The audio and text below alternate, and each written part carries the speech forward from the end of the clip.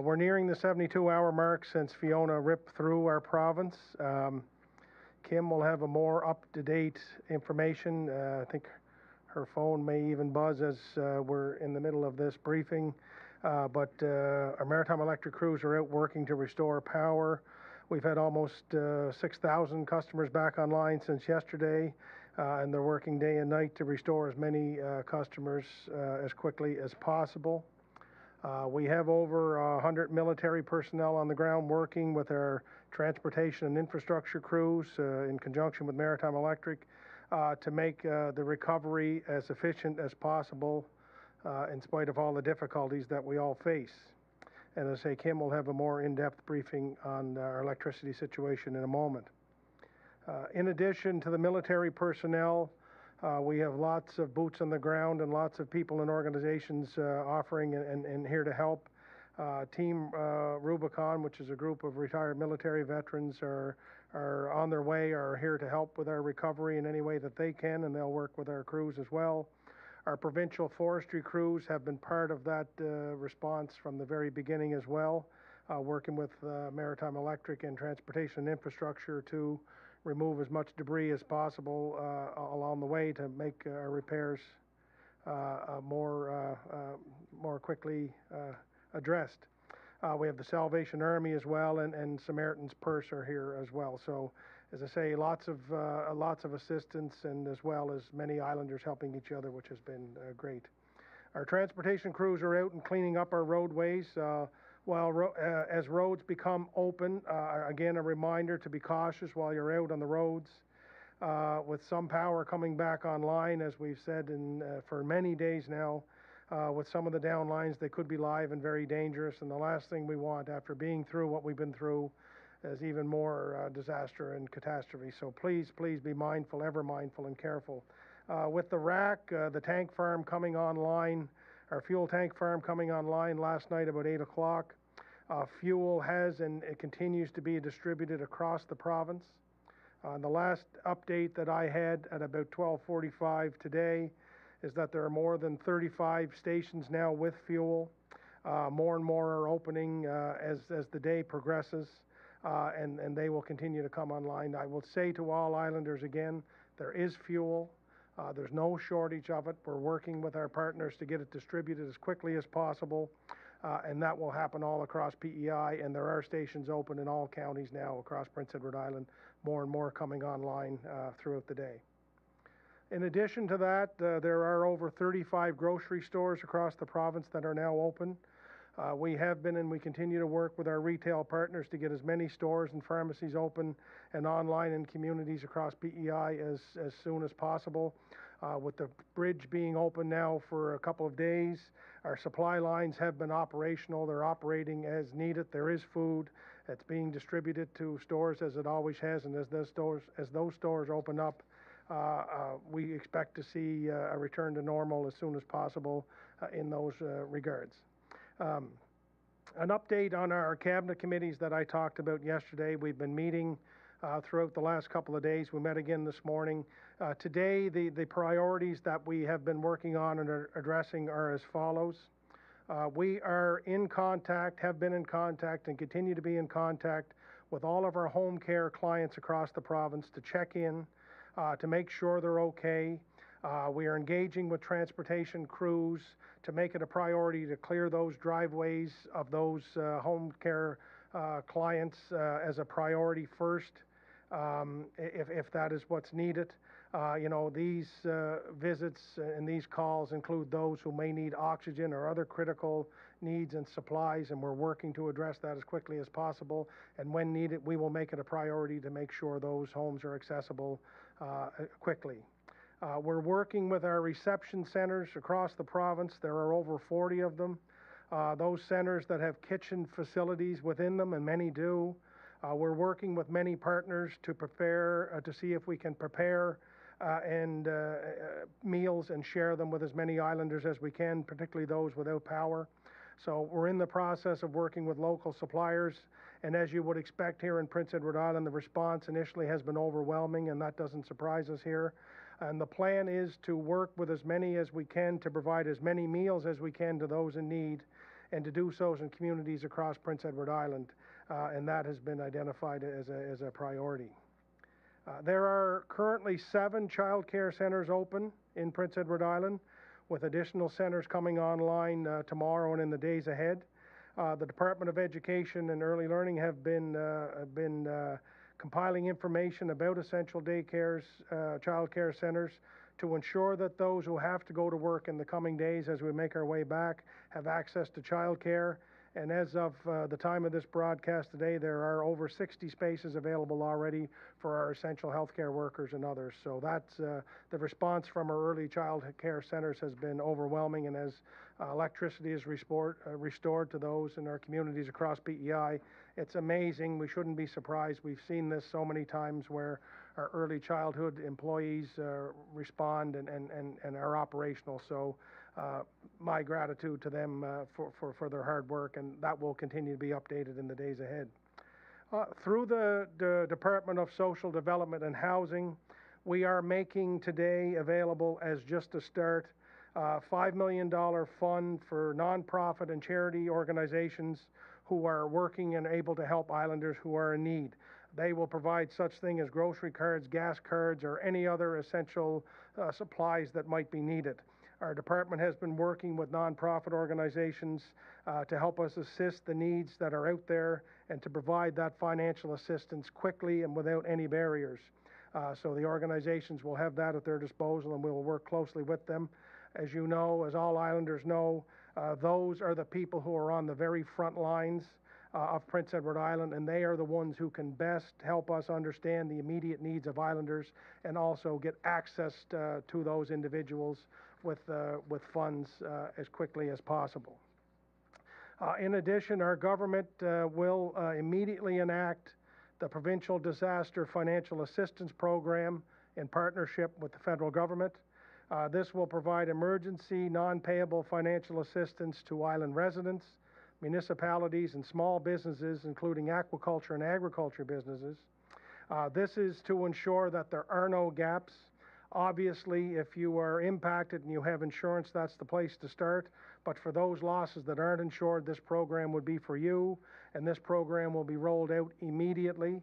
And we encourage you to reach out as quickly as possible to let us know what your needs are. Again, that's a quick synopsis of our priorities that we outlined today. There are many other issues that we're working on and to address that will be shared in the hours ahead and into tomorrow. I just want to say before I turn it over to the Deputy Premier, just again a huge thank you to so many islanders who are rallying together. We knew and we know that this would require all hands on deck to get us through this. It would require islanders working together and looking out for one another, and it really while it shouldn't surprise us because we've seen it so much and so often, it really is heartwarming to see so many islanders pulling for each other, cheering for each other, and helping each other. It's really been the magnitude that we've seen in the last couple of days might be the biggest and best that we've seen yet. So on behalf of me, on behalf of the government of P.E.I. and all of our citizens, to you, thank you, and keep up the great work. We'll need your patience and understanding and togetherness in the days ahead. Minister? Thank you, Premier, and good afternoon, everyone. It's hard to believe that it's only day 2 after Fiona, and I can say confidently that it definitely seems like much longer for most islanders. It's been long hours, and I want to thank everyone who is behind the scenes working hard on the ground, who have been working really around the clock. They're away from their families. They may not have been able to check in on loved ones yet, or even been home since the storm hit. So I empathize with them, and I appreciate everything that they are doing, and I know Islanders appreciate everything that they are doing. I know Islanders have been patient and understanding, and I want to thank you for that. And I know that over time it will get harder and harder to stay positive for ourselves, our loved ones, because the top priority right now is getting the lights back on. That's the backbone of when we can make significant progress in getting our province back on its feet. Maritime Electric advised this morning at 9:15 that they had got 4,000 households back online, and I'm sure Kim will give us an update on that. They confirmed that they are prioritizing critical infrastructure like hospitals, grocery stores, and gas stations. Once we get power back on, things will get a lot easier. I defer to Kim to speak to that a little bit later. There are lots of questions, and that's all very reasonable. You might be wondering about school this week, how to get more food, what to do about our trees on our property, and how do people get to work and childcare needs. Every day, EMO is assessing and adjusting the priorities of the day. The next 24 hours continue to be about clearing the roads so Maritime Electric can get power turned on, getting Maritime Electric resources they need to do their job. They need roads cleared. I submitted a request for assistance, and there are 120 military with boots on the ground to help transportation and work with Maritime Electric. They are on the ground in our province as I speak. We need more information on damage. I've asked for a helicopter to capture the provincial damage, and that's been approved. When it's safe for them to go up, we will have more damage information, and that will help us to keep our plans up to date. Whatever we need to get the critical infrastructure up and running, I'll ask for it. I want our residents to know that we hear you, and we're working to get those problems solved, step by step. We need to get our critical infrastructure up and going so that people can keep their households going. For people needing government services, the civil service is closed today and tomorrow. Health services are operating differently, so please check ahead and understand that they are sharing that information out to the best of their capabilities. We expect a decision on schools probably be tomorrow as they figure out when they can and cannot open and what they need to open, and if they can't open, what the plans are. I'm told that the infrastructure of our courts are doing okay, and they are making plans to see if they can hear matters later this week. What we know for certain is that tomorrow will be the same as today. Matters are adjourned. EMO are advised that there have been a number of gas stations and grocery stores open, as the Premier has mentioned. We are sharing this with local authorities, with media members, and through our channels. The updated lists are that we receive, as we receive them, will go to the public so that we can keep you as well informed as possible. Through the Department of Transportation, they are finalizing plans on debris and food disposal. We also have to be mindful that roads need to be cleared for power restoration, so it is a balance. Through my own department, the Insurance Bureau of Canada are reporting into EMO, and I'm told by staff that an additional 210 out-of-province adjusters are available to help local adjusters if needed. What Islanders should do for their insurance claims is to take pictures, videos, and document as much as possible. Review your policy and get in touch with your insurance company. Since launching the disaster reporting tool this weekend, there have been 624 reports come in. It comes as no surprise that the damage is from tip to tip and across all sectors. I know fridges are getting empty, and as the Premier mentioned, we are putting plans in place to support community organizations to help those who need extra help, and more details will come on this. If anyone needs supports, please call 211. For those who have additional needs, I know our partners, the Canadian Red Cross, are now accepting donations. If you're looking for ways to help out financially, this is a great option. And the federal government is also matching those amounts for every dollar you're donating. It will go that much further with our partners matching those amounts. We are also in discussions with Ground Search and Rescue to check in on our residents. I'll have more details to share as we finalize those plans. And now I'll pass it over to Tanya.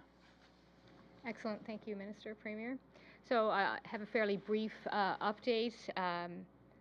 Certainly, today's weather might have been a bit of a challenge for folks that may have some water issues. So hopefully tomorrow is a better day and get back out there and do some cleanup. So as already noted, assessments are still ongoing and will go into the days, and certainly we're prioritizing the needs of our critical infrastructure sites, such as hospitals, schools, grocery stores, gas stations, to make sure that they're powered up, and that's Maritime Electric is focusing on that piece of work, obviously, and then we're kind of on the back end of that, trying to ensure that the other supports are there for those institutions and retail spaces that they can continue to provide services to Islanders. I think where our focus here always is at our Provincial Operations Center, and actually we post this in our Operations Center, our top priority is always life safety. So, if you're out on those roads, I cannot urge you enough, and I'm sure Maritime Electric would speak to it as well, people really need to be careful. I had to drive home last night, and I have to say, it wasn't pleasant. And it was dark, and I think so. If you're driving in the dark, it's even more reason to be super cautious, making sure you're safe and very aware. People are walking on the side of the road, and it's really hard to see. So, use all your caution that you can. As well, we're hearing through our fire marshal's office that we're experiencing a few more fires, certainly pointing to, improper use of generators. Again, can't stress enough, make sure that they're well ventilated, not near any type of building or any type of thing that could burn. I don't know what the right word is, I apologize. So yeah, you're making sure that you do that. Fire marshal actually will be doing tips with local radio stations to provide some safe usage. And as well, don't leave candles unattended. Obviously, we appreciate that, you need to have the light on, but making sure that if you leave the room, that you make sure that you distinguish that candle. I think that's all I have to say. I'm going to hand it over to Kim for her update. Thank you. Thank you. Thank you, Premier King, Minister Compton, Tanya. Good afternoon, everyone. I wanted to provide an update from Maritime Electric this afternoon, and I have been checking my phone for updates, so I apologize, as I had mentioned to you prior to this. I'm trying to give everyone the latest update that I have.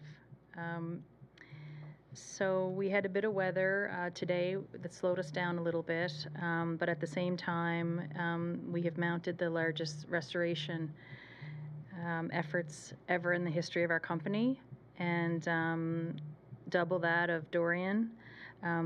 We have 89 crews on the road this morning, and more coming. We had 4,500 customers restored this morning, and we're up to nearly 10,000 customers now that we've been able to restore. I do want people to know that we are working in pockets and communities across the island, but I wanted to share with you that we did the assessment with the helicopter from yesterday. No major issues compared to what we had in Dorian, so that's a check mark. That's a good sign. Secondly, as we go across the island from substation to substation, we're not seeing significant areas at those points as of yet. Where we're seeing the problems, which many of you know in your community, is that we have a number, thousands of trees down that have pulled down our power lines. So our number right now remains the same, about the 300 poles that we had. That was our estimate yesterday, and that stays true.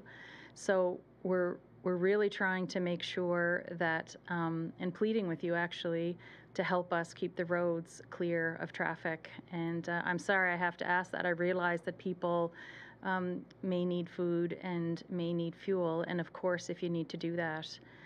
But if not, if you could please stay home. Our crews are pleading with you to help us so that we can improve our restoration efforts. And I don't say that lightly. If I didn't hear that directly from the field over and over and over again on every one of my operations calls, I wouldn't be asking you this. So I really need your help. The other thing I'm very concerned about, as I did mention yesterday as well, is that as we start to re-energize, you have to stay away from our power lines. Our crews are focusing in every community across the island. If you haven't seen them, you've probably seen our spotters or our contractors. So it is absolutely paramount that you stay away from our system, please. So that is the summary of my update. We have been making progress in key pockets across the island, and we feel better than we did yesterday, and having 10,000 customers restored at this point is better news. So that's an update from me, Premier. It sure is, Kim. So thank you very much, and again, pass on our thanks and gratitude to the staff and the line crew. And everyone who's helping. With that, I know there are numbers of media or friends in the media. Maybe we can open up some questions and to some questions from our friends in the media.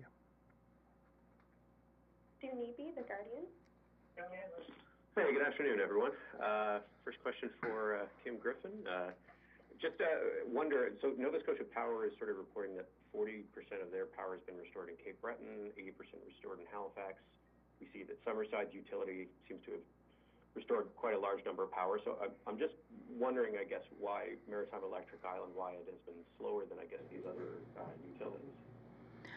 Okay, fair assessment on your end. We actually are quite surprised by the progress that, just because if you've seen, and we're going to do a better job even showing some of the devastation from our crews, but some of these areas are really taking us an enormous amount of time either to get to or then once we get on site. So I can assure you that our crews are doing the best that they can to try and restore power as quickly as possible. I'd love to be able to say to you that we'd have them on faster, but the sheer devastation on Prince Edward Island, I'm not sure if others can match that. With all due respect, I think that the significant amount of damage that we've had across the province is the worst storm I've ever seen.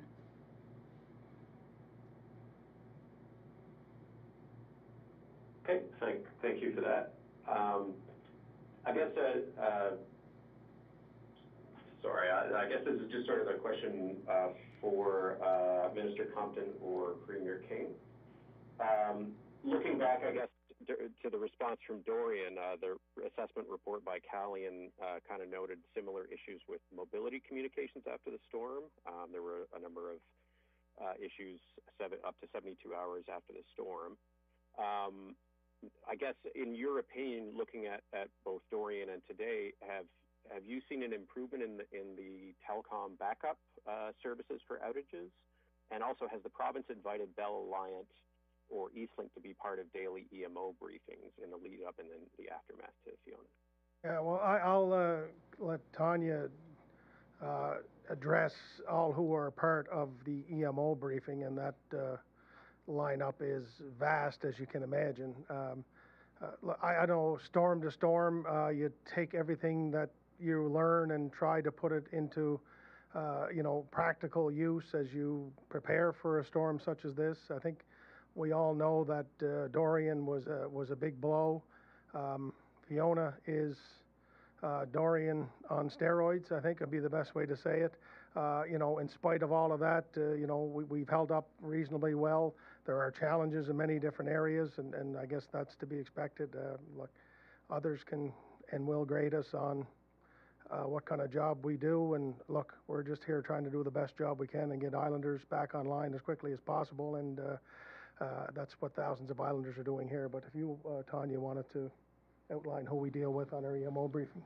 Sure. So we have approximately 60 agencies actually that we deal with, and Bell Alliant is absolutely one of those, as well are all other telecommunication companies that provide service here in the province, and that has been certainly since and before Dorian. I think one of the improvements that we did was maybe formalizing some of those relationships, because some of them were a little bit not as formal, I guess I would say, but Bell Alliant has always been a strong presence in our emergency operations center, so they participate daily in our emergency calls, providing updates to us. So yeah, absolutely that. The other improvement that we could say is we have sight on all the locations where their towers are, and then we've shared that with Maritime Electric. They are working directly with Maritime Electric to prioritize that restoration effort, and that's something that probably we weren't as strong out the gate on Dorian, but we certainly rectified that for this particular event. I can say personally that we've been working really closely with Maritime Electric on critical infrastructure. We've met many times over the winter to discuss that and determine what that prioritization listing looked like. So yeah, we certainly have made significant improvements. Okay, I guess last thing, really just quickly, this is probably to Ms. Spallali. I wonder if you could provide a status update on the state of public and private long-term care homes, and are we aware whether all of these homes have access to a generator? I would not have that at hand, but we can certainly get that. I do know that we have a health P.E.I. representative in our operations center, and they're monitoring that. I think all provincially owned health P.E.I. facilities have generators and are operating. I don't know about the private status, but as I understand that they're all operating, and as supports, or if supports are required, they're funneled into EMO and again prioritized as part of that critical infrastructure listing. Thank you. Lauren Rigaud, Radio Canada. Good afternoon. I was wondering if you could provide some information to know where the military are. Are they at a specific place to help, or everywhere helping every cause? Look, according to Minister Deagle, they're deployed across Prince Edward Island. As to their exact location, Laurent, I don't know that offhand. I know there's 110 plus support staff that are out there, and I mean, check across P.E.I, I suppose, but everywhere where there is damage somewhere that needs to be cleaned up. And as to the actual site of where they're at, I would need to go back to talk to Minister Deagle to find that out. They're stationed in the Summerside area, I know that, but where they've been deployed today, I don't know for sure. And I had a question about childcare centers. You mentioned that 7 of them are open, and does it mean that even if some schools remain closed, some childcare centers will be able to open? Yeah, well, as you can imagine, our response, has been so large. But I know there are staff from education, from our early childhood sector that have been in conversation with every operator if they can get a hold of them to find out what their status is. I think there are 7 open today. I think there's another 6 or 8 opening tomorrow, and that again on the next day, or maybe a little bit more. So more and more of it is coming online. As Minister Compton indicated, there'll be an announcement on school later or tomorrow what the status of that is. But I think it's safe to say that there are some significant challenges that we face as a province. And having gone through Dorian, having gone through COVID and others, we do know that we need to make sure there's childcare spaces available for our essential workers across P.E.I. as more and more of our locations open, and that's what they've been working to do. So, we'll have Minister Jameson will provide a more thorough update on that tomorrow, I think, as she talks about that and other issues facing education. Thank you. Thank you. Terry Campbell, CBC. Hi, I think my first question will be for Kim Griffin with Maritime Electric. So I gather you maybe have completed the province-wide assessment and you have more and more crews coming. Can you just give us an update as to what the timeline is to get everyone reconnected at this point? Yes, Carrie, I certainly know that question is on every single person's mind, I'm sure. So the assessment is done. We're focusing on restoration mode. We did some more drones this morning as well, but for all essential purposes, the assessment of the damage now is when the crew arrives as well, if they find additional problems on site. So we are going to be providing daily updates. So what I am asking and telling people is that at this point, with pockets of communities, that it's really important that we are planning to be without power, and that I'll be giving those updates every day. It's unfortunate that I can't give an actual restoration time, and I apologize for that. But the sheer magnitude of the trees that are down on our lines, our crews sometimes are having problems just trying to access the different sites as it is. And we've been working hand in hand with the Department of Transportation, as well as with Forestry, and as well with the armed forces that have arrived. So it's a massive coordinated effort that we absolutely have to focus on the safety of all the personnel and Islanders that are here as well.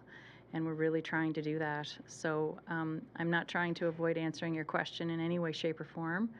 I just have to be realistic in the assessment that I provide to you. Okay, thank you. I just wonder, for anyone who wants to field this question, there are major traffic tie-ups. A lot of those are just people trying to get access to fuel, and I gather it all originates on P.E.I from the Irving Tank Farm on the Charlottetown waterfront, and that wasn't operational until, I guess, 8 o'clock last night.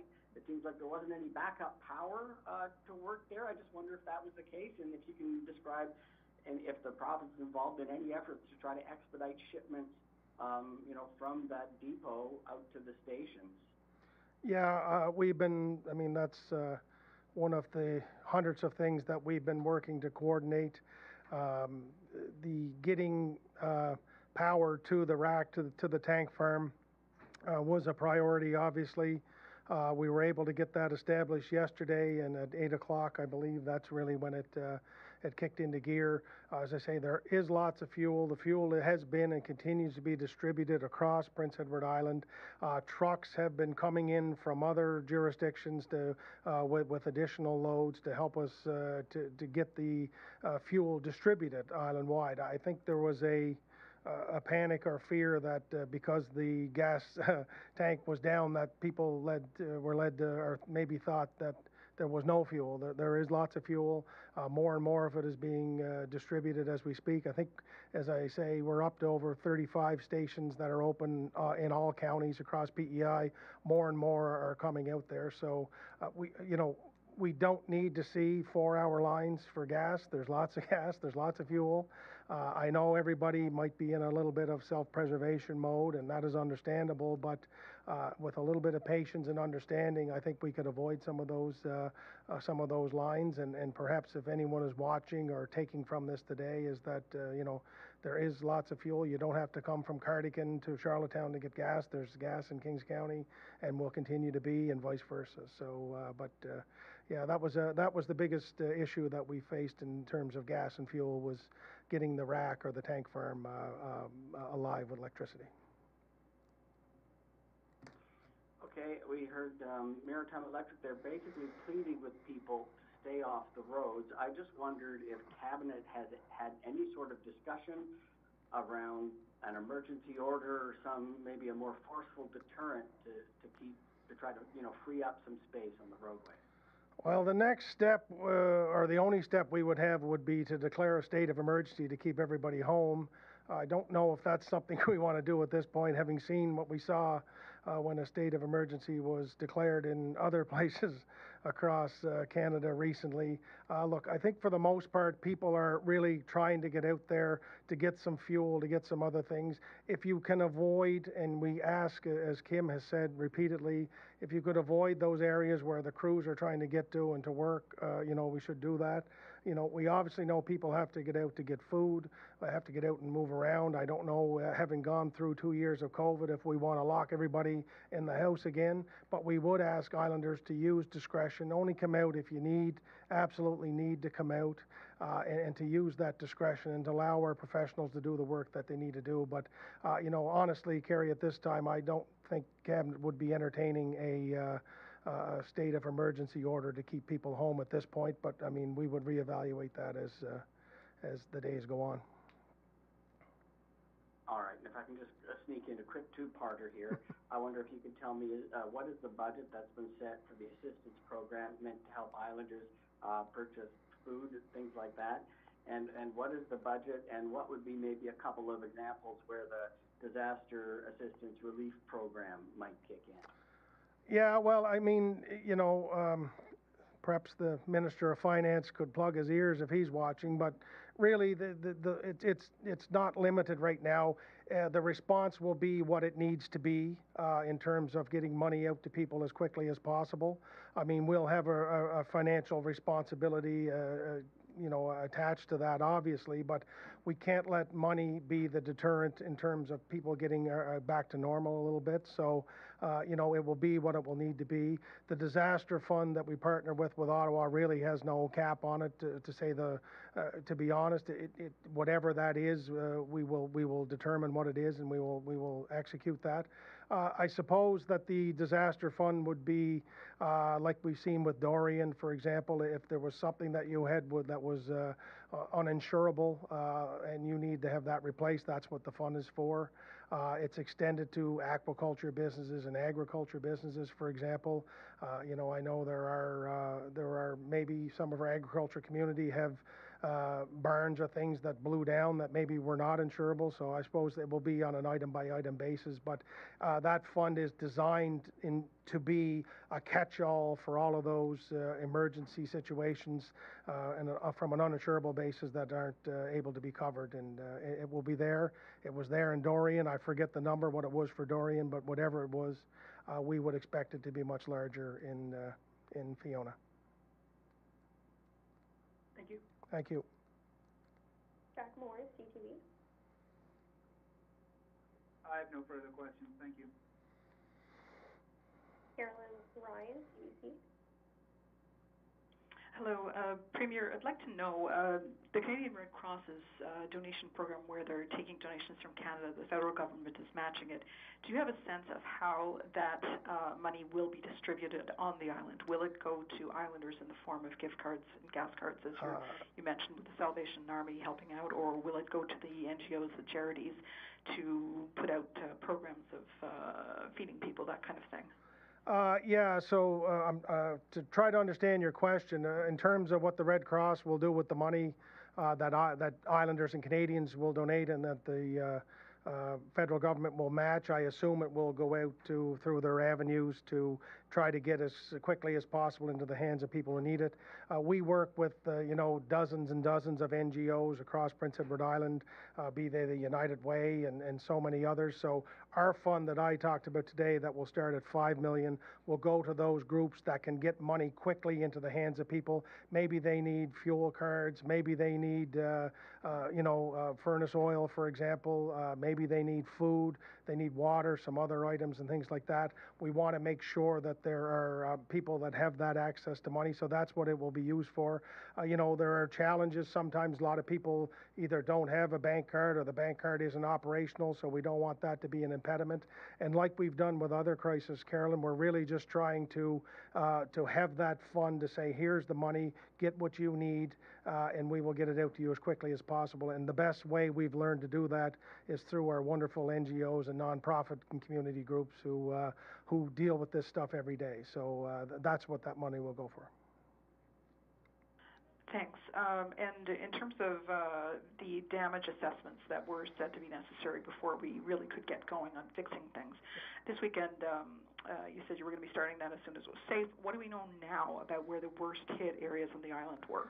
Well, I mean, it's hard to get into a debate about who's hit worse. I mean, if you go to Mount Store, the community has been hit really hard. If you go to Stanley Bridge, the community is hit hard. So it's safe to say that obviously some people along the North Shore didn't only get hit by the Hurricane Fiona, they get hit by the storm surge as well. So, I mean, look, most of our dunes are gone on the North Shore. So it's hard to really target or pinpoint one particular area. I think, as Kim said, Maritime Electric, through their assessment process, is that very few, if any, communities have been spared damage in some way, shape, or form. But, from a structure perspective, as I say, we're opening up the roads. We know the damage to a lot of bridges. There's at least 6 schools that were impacted. Our hospitals seem to have stood up pretty well. Our access P.E.I. sites seem to have stood up pretty well from a government perspective. And we're really just, we wanted to use that time before we open up facilities such as school gyms or access PEI. We wanted to make sure that they were structurally sound to do so, and that's what we've done. But in terms of saying who was hit the hardest, I think it's safe to say all of us. And I'll sneak in one more for Kim Griffin. Maritime Electric's first focus obviously was essential services, including the ones that you've mentioned. What is your biggest focus after that? Once we get everything, all hospitals, grocery stores, gas stations, schools up and running, what will you turn your attention to then?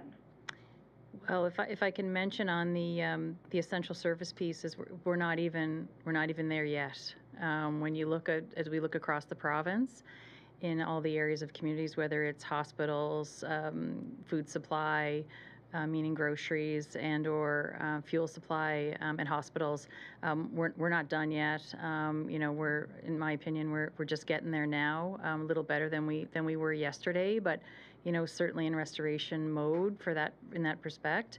I guess the biggest thing to think about is that what we're trying to do is put on the largest number of customers as we can at a time, including the essential service areas and those pockets. So in answering that, we have transmission. We're trying to make sure that our substations are energized across the province from tip to tip as best we can by the end of the day today.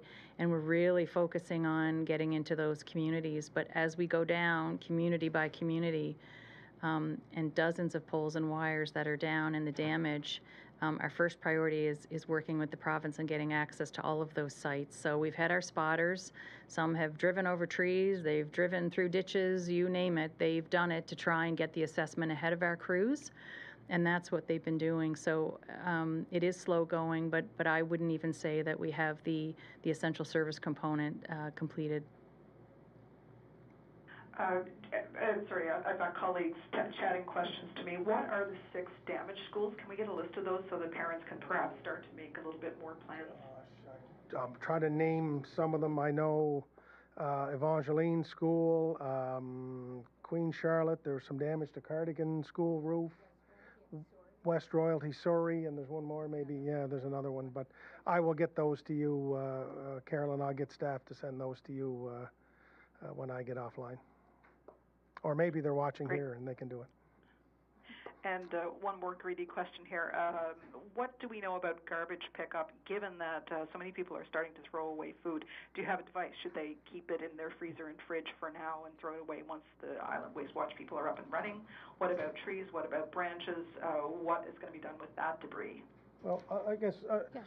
so what we're trying to do through Island Waste Management is to try to get a couple of sites that we can take and compile branches and then chip them later. But in terms of the food, Tanya, yeah, sure. Absolutely. So actually our representative from Island Waste Watch is here in our EOC working with our transportation officials. So just before we came in here, they did confirm that they are working on all that plan and will be sharing that communication on how and where to go. But their priority right now is making sure that they don't want to open up and encourage people to start bringing those items in until it is safe to do so, and for their staff to report to work safely as well. So that's kind of the message for today. They're working through the plans, and as soon as they have that finalized, they will be communicating that out through our communications and whatever tools that we can. But yeah, absolutely, the recommendation is, if you can, if in your freezer, I would recommend keep it closed. If you don't want to start taking things out, or if you don't have to, leave it intact. And again, we should have more information possibly as early as tomorrow. I appreciate your patience. Thank you. Thank you, Karen. Lindsay Armstrong, Canadian Press. Thank you so much. A question for Premier King. Obviously this massive destruction has affected the whole island. I'm wondering if you can talk about the economic hit that the province has taken from this disaster. Yeah, I mean, obviously, anytime you have a shutdown like we've been having here, there's an economic hit to that. To be quite honest, Lindsay, I don't even think we've begun to take a look at what that is. I think the economic hit will just be something we're starting to feel. There will be businesses that aren't able to operate. So how can we work with them to keep their staff paid and to keep those businesses functional until such time as they can work our way through this? So there's an economic hit connected to that. Anytime there's a slowdown or a stoppage in the day-to-day operations of government, that brings with a cost. And then, of course, the cost to fix this all up and to make our way back is going to bring with it a large cost. So I quite honestly don't know what it will be. I mean, we will measure it in the multi-millions, I'm sure. Thankfully, our federal partners are there to help, and we'll do the best we can to get through it. But yeah, anytime your economy stops, it's a big hit, and that's kind of what we're facing here right now. Thank you so much for that. Evidently, it's very early days. I'm wondering if you have a sense of which sectors are most hit. You've talked about shutdowns, businesses not being able to operate. I'm wondering about agriculture and things of that nature that would have been hit hard too. Yeah, well, obviously, anything to do with a storm surge or the tidal situation, we are still in the final stages of LFA 25, their fall lobster season. So I'm unsure of what the damage has been to the traps in the water. I know the wharves were impacted. A lot of boats were out of the water, so there's been a hiccup, to say the least, in that area. A lot of our mussel and our oyster farms have been drastically impacted here. So we'll try to get a full extent of what the measurement of that damage is and what the cost of it is. From an agriculture perspective, soybeans and corn took a beating. I know our apple farms have as well. So, I mean, there's a significant loss there. From a potato perspective, we were really concerned from a potato perspective about rainfall. There's probably was less rainfall across PEI from the hurricane than we initially expected. But I also know that many of my neighbors and friends and colleagues in the potato business have lost storage for their potatoes. So there's a lot of challenges there that we're just learning a little bit more of. I'm grateful that our agriculture sector and our fishery sector are perhaps amongst the most resilient people that you would ever find on this planet. They'll find a way to work through this, but our potato, industry being impacted with wart and everything that they were last year, this is something that I wish they didn't have to deal with. They'll work their way through it here, and we'll be with them every step of the way. But we'll have a more maybe fulsome update on the impact to agriculture here in the days ahead. Thank you so much. Thank you. Joey Black here. Yes, I'm looking at, I'm wondering, maybe how long, or can you estimate how long it's going to take to do cleanup? I lost the last part of your question, Joe. Can you just say it again there? Sorry, which cleanup? Just wondering how your cleanup is going to, how long it's going to take to do a total cleanup of both possibly Summerside and Charlottetown. Yeah, well, Summerside and Charlottetown and all of PEI, Joey, it's, there's a mess out here. There's no question. And I think when we came on Sunday morning or Saturday, whenever it was, that we knew this was going to be a long, drawn-out recovery process. I don't know how long it will take to get to some semblance of normal. I don't know if it'll ever be normal driving into Charlottetown or Summerside and not seeing the trees, or going out to the North Shore and not seeing the dunes and things like that. So I don't know. I think we're weeks and months into a total cleanup for sure. But our focus right now is to try to get PEI as operational as quickly as we can, and that's what the focus has been. Okay, and with social development and housing now, what's their plan on helping residents with lost food and the necessities? Yeah, I think that's what we talked about with that $5 million fund that we start, which is just a start, is to try to get money into the hands of people quickly. We'll do that through our not-for-profits, our NGOs, et cetera, people who deal with islanders tip to tip every day. And then, in terms of, we will need to probably look at social assistance payments in the days ahead through social development and housing to see what we need to do there to expedite some of those funds, et cetera. And, they've been hard at work since Saturday trying to respond as quickly as possible. And our goal would be to try to get money into the hands of people who need it as quickly as possible. And I don't know if this might be for yourself, Damien, or Kim. When can people expect to get the rest of the power back on? Yeah, I think that's something that's been asked, and Kim, who in my estimation is one of the best communicators that I've seen, is doing her best to give you the most honest answer she can give you, and that answer is that she doesn't know. She is trying to relay, and I don't need to speak for you, Kim, but she's trying to tell us that there is a plan that Maritime Electric is trying to execute in terms of the essential services to get those rolled out first and to get as many people on as quickly as possible. But I'll let you finish that, Kim. Sure. Thank you, Premier. Yes, in terms of the timeline for restoration at this point, we don't have that. What I've committed to is a daily update every day, not only in terms of our progress, but what's ahead as more crews come. So at this point right now, we've been able to restore up to 10,000 customers, which is much better than I thought it was going to be yesterday. And so I'm sorry I can't give you a full overview of a date yet, but I can tell you that the crews are working hard across the communities to do their best to try and get the power on as quickly as possible. But it has been the worst storm we've ever had. And one more, how can, people donate to the, how can donations be sent to the Red Cross and, whom, who's done that?